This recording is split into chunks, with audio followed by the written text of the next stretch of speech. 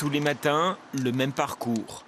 De son domicile de l'Île-Five à la station de métro, Mathieu Froidure a ses repères dans un environnement peu adapté aux non-voyants. Mais une fois descendu dans le métro, le déplacement paraît plus simple.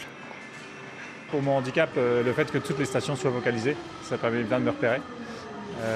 Il n'y a pas de marche à l'entrée, il y a moins de risques de se casser la figure que dans d'autres environnements plus dangereux. Avis d'un usager et d'un professionnel, car l'accessibilité des personnes en situation de handicap, Mathieu Froidure en a fait son métier.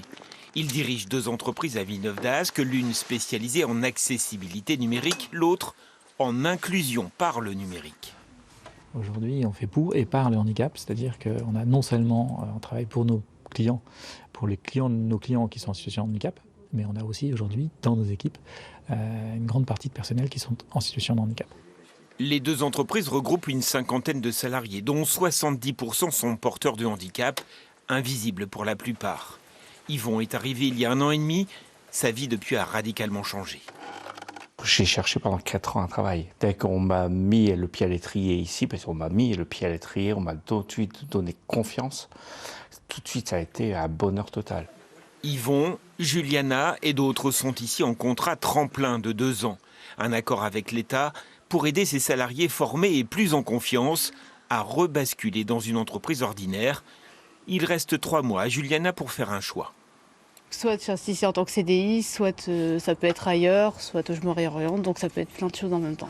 Y compris donc une embauche dans cette entreprise adaptée où les besoins de chacun sont pris en compte dès son arrivée. Ergonomie des bureaux et des sièges, matériel informatique et horaires ajustés.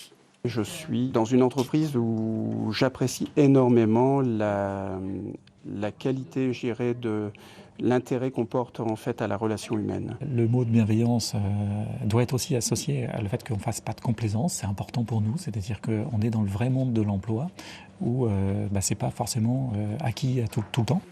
Mais avec un sentiment qui, lui, est permanent, faire des choses qui ont du sens.